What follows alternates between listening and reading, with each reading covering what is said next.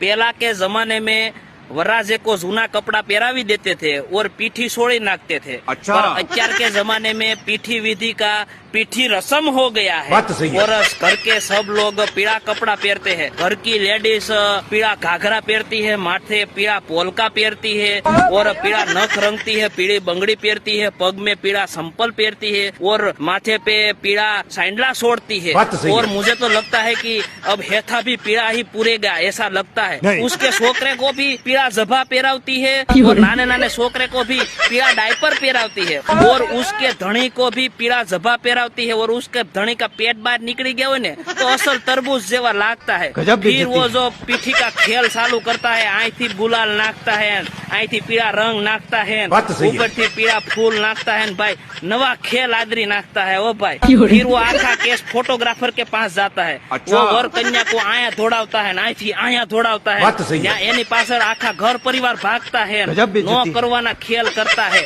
आ सब खेल वांढा छोकरा देखता है ना तो बोलता है कि मेरे पास जो अगर बंदूक होती ना तो उसको मैं आगे देता।